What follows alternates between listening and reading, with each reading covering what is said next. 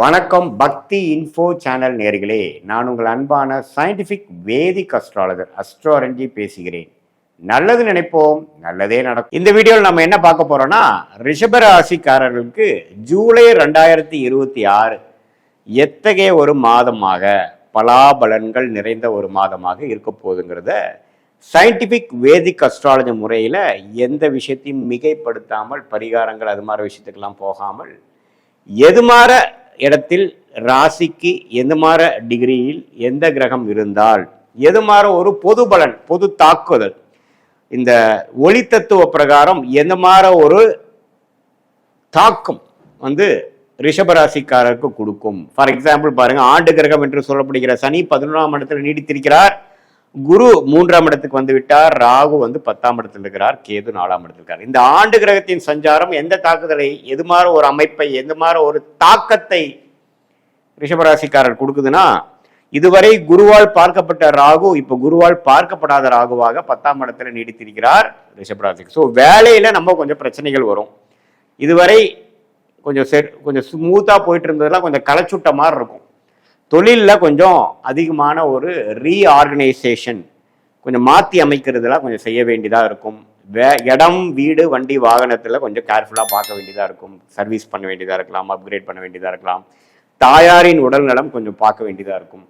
இது மாதிரி ஒரு பொது பலன்கள் கொடுக்கக்கூடிய அமைப்பு இந்த ராகு கேது 10 நாளில் எந்த ஒரு சுப பார்வையும் இல்லாமல் இருக்கிறதுனால இருக்கு. அதே மாதிரி சனி 11ஆம் இடத்துல இருக்கக்கூடிய சனி இப்போ குருவால் பார்க்கப்படுவது அருமை. அது சனி திசை போயிட்டு இருக்கிற ரிஷபராசிகளுக்கெல்லாம் நல்ல பலன்களை எதிர்பார்க்கலாம்.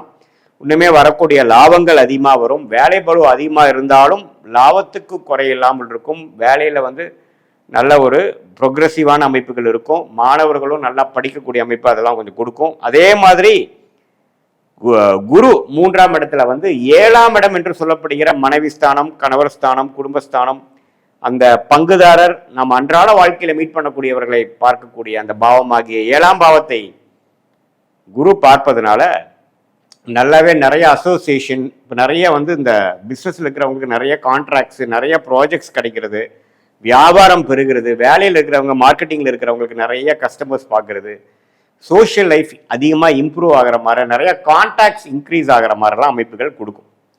ஸோ இதெல்லாமே கொஞ்சம் நல்ல விஷயம்தான். இது மாதிரி கணவர் மனைவிக்கெல்லாம் கொஞ்சம் கருத்து வேறுபாடு இருக்கிறவங்களுக்கெல்லாம் குருவின் பார்வை கொஞ்சம் நிவர்த்தியாக இருக்கும். பட் என்னதான் இருந்தாலும் ராசிக்குள்ள மாதம் முழுவதும் செவ்வாய் இருக்கிறார். ஸோ உங்களோட ரிஷபராசிக்குள்ளேயே செவ்வாய் இருக்கிறது பார்த்தீங்கன்னா கொஞ்சம் கோபதாபங்களையும் எமோஷ்னலான சில விஷயத்தையும் கொடுக்கக்கூடிய அமைப்பு இருக்கு. ஸோ அதனால கொஞ்சம் அமைதி காக்க வேண்டும். வேகம் பெருசா விவேகம் பெருசா அப்படின்னு பார்த்தீங்கன்னா விவேகமாக இருக்கிறது தான் பெருசு. காரியம் பெருசா வீரியம் பெருசுன்னு பார்த்தீங்கன்னா காரியம் தான் பெருசு, வீரியம் பெருசுங்கிறதே மறந்துவிடக்கூடாது. ஏன்னா செவ்வாய் ராசிக்குள்ளேயே மாதம் முழுவதும் இருக்கும் பொழுது அப்பப்போ உங்களுக்கு டென்ஷன் ஆகக்கூடிய சிச்சுவேஷன் நிறையா இருந்தாலும் பொறுமை காக்க தவறக்கூடாது. பொறுமை காக்கலின்னா என்ன ஆகும்னா கொஞ்சம் ஆர்குமெண்ட்ஸ் ஆகும். நாம் ஏதோ நினச்சி பேசணும், அது வேற மாதிரி முடிஞ்சிருச்சுறாங்கிற மாதிரி சில அமைப்புகள் உங்களுக்கு சில பாதிப்புகளை கொடுக்கும். ஸோ அதனால கொஞ்சம் கவனமாக விவேகமாக ரிஷபராசிக்காரர்கள் இருக்க வேண்டும். அதே மாதிரி 2ஆம் இடத்துல புதன் மக்ரமாக பல வாரங்கள் 3 வாரமே இருக்கிறார். சுக்கிரன் 4ஆம் இடத்துக்கு வரார். ராசி அதிபதியே 4ஆம் இடத்துக்கு 2வது வாரத்திலிருந்து வருவது அருமையான விஷயம். ஸோ கண்டிப்பா வேலை, தொழில், அம்மா விஷயங்கள் எல்லாம் முன்னேற்றங்கள் உண்டு. தாயார் மூலமா வரக்கூடிய சொத்து, இடம் வாங்குறது, வீடு கட்டுறது, வீடு கட்டி புண்ணியாச்சனை பண்றது, இது மாதிரிலாம் நல்ல அமைப்பை கொடுக்கக்கூடிய ஒரு புது வீட்டில் போய் நம்ம குடியேறுறதுங்கிறதெல்லாம் ரிஷபராசிக்காரர்களுக்கு நல்ல அமைப்பை கொடுக்கக்கூடிய ஒரு மாதமாக இந்த ஜூலை 2026 கண்டிப்பாக கொடுக்குது. அதே சமயத்தில் சூரியன் பாருங்க 3ஆம் இடத்துக்கு வரார் 2ஆம் இடத்திலிருந்து, அதுவும் நல்ல மாற்றத்தை கொடுக்கக்கூடிய அமைப்புகள் உண்டு. ஸோ ஏதோ ஒரு இடம் வாங்கினதை விற்கிற மாதிரி அமைப்பு, அது மூலமாக காசு தீட்டி சில பிரச்சனைகளை சால்வ் பண்ணிக்கிறது, பிஸ்னஸை வளர்க்குறது, அதே மாதிரி பிஸ்னஸ் வேலையில் சில சீர்திருத்தங்களை செய்ய வேண்டிய அமைப்பு, சில பிஸ்னஸை விடுறது, சிலதை இன்க்ரீஸ் பண்ணுறது, சில ப்ராடக்ட்ஸை விடுறது, சில ப்ராடக்ட்ஸை இன்க்ரீஸ் பண்ணுறது, அது மாதிரி விஷயங்கள். மல்டிபிள் பிஸ்னஸ் பண்ணுறவங்களுக்கெல்லாம் பார்த்தீங்கன்னா ஏதோ ஒரு பிஸ்னஸ் நல்லா வர பிஸ்னஸ் மட்டும் கான்சன்ட்ரேட் பண்ணி வராத பிஸ்னஸை கொஞ்சம் குறைக்கிறது, அது மாதிரி பல விஷயங்களை கொடுக்கக்கூடிய அமைப்புகள், நீங்கள் முடிவெடுக்க வேண்டிய அமைப்புகள்லாம் வருது.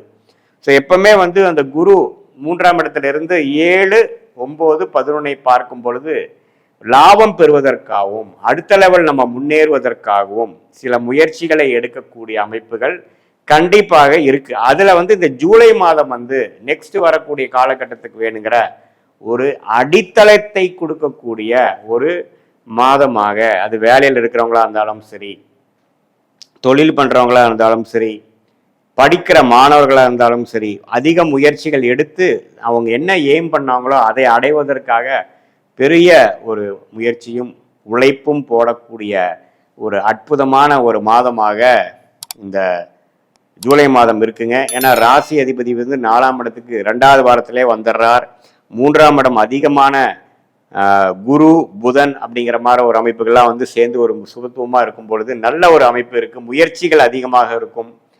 சில விஷயங்கள்லாம் டக்குன்னு நடந்து முடிகிற அமைப்புகள் இருக்குது. வரவேண்டிய பணம் வரக்கூடிய அமைப்புகள், படிப்பு, இந்த technical, IT, software, social media அதிலெல்லாம் இருக்கிறவங்களுக்குலாம் நல்ல முன்னேற்றங்கள், அது மாதிரி விஷயங்கள்லாம் கண்டிப்பாக இருக்குது. பட் செவ்வாய் ராசிக்குள்ளே இருக்கிறதுனால இந்த கணவராக இருந்தால் மனைவி, மனைவியாக இருந்தால் கணவருக்குள்ள, அந்த குடும்பத்துக்குள்ளே பேசுறதுல எல்லாம் கொஞ்சம் கேர்ஃபுல்லாக இருக்கணும். பங்குதாரர்கள் அதிகமாக இருக்கக்கூடிய நிறுவனத்தாரெல்லாம் ஓரளவுக்கு பொறுமையாக இருந்து தான் நம்மளுடைய காரியத்தை சாதிக்குமே உடைய, நம்ம அவுட் ஸ்போக்கனாக இருக்கிறோங்கிற மாதிரி பேசினோம்னா அது கருத்து வேறுபாடுகளில் போய் முடியக்கூடிய அமைப்புகள்லாம் உண்டு. மற்றபடி சனி 11ஆம் இடத்தில் நீடித்திருக்கிறது. அதிக லாபத்தை கொடுக்கக்கூடிய அமைப்பு, லைஃப் ஸ்மூத்தாக போகக்கூடிய அமைப்பு, பாசிட்டிவாக போகக்கூடிய அமைப்புலாம் ஒன்றுமே மெயின்டைன் ஆகக்கூடிய அமைப்புகளாக இருக்கிறது. ஸோ இதுதான் பொதுவான ஒரு பலனாக ஆண்டு கிரகத்தின் சஞ்சாரமும் மாத கிரகத்தின் சஞ்சாரமும் ஜூலை மாதம் 2026 ரிஷபராசிக்காரர்கள் இருந்தாலும் இது பொதுவான பலன் என்பதை மறந்துவிடக்கூடாது. உங்களுடைய பிறந்த தேதி, பிறந்த நேரம், பிறந்த ஊரை வைத்து நாம் ஒரு அஸ்ட்ராலஜிக்கல் அப்பாயின்மெண்ட்ல பார்க்கும் பொழுது உங்களுடைய லக்னம் என்ன, நீங்க ரிஷபராசியில ரோகிணி நட்சத்திரமா, மிருகஷீர நட்சத்திரமா, கிருத்திகை நட்சத்திரமா, இப்ப என்ன தசாபுக்திகள் போயிட்டு இருக்கு, தசநாதன் புக்திநாதன் உங்க ஜாதகத்துல எப்படி இருக்கார், யோகமான திசை போயிட்டு இருக்கா, அல்லது எப்போ அடுத்த வரக்கூடிய நல்ல ஒரு டைம் எப்போ வருது, எல்லாம் இப்ப பேசின அந்த கோச்சாரத்தையும் சேர்த்து வைத்து பார்க்கும் பொழுது ஒண்ணுமே துல்லியமான பலன்கள் சயின்டிபிக் வேதிக் அஸ்ட்ராலஜி முறையில டிகிரி அடிப்படையில பார்த்து எதையும் மிகைப்படுத்தாமல் நெக்ஸ்ட் வரக்கூடிய ஷார்ட் டேர்ம் ஒரு 2 to 4 months எப்படி இருக்கு, அடுத்த வரக்கூடிய லாங் டேர்ம் எப்படி இருக்கு, எது மாற வாழ்க்கை பயணங்கள் நமக்காக காத்திருக்கிறது, எந்த விஷயங்கள் நமக்கு நடக்கிற மாதிரி இருக்கு, எந்த மாதிரி விஷயங்கள் நம்மளோட கர்மால வரல,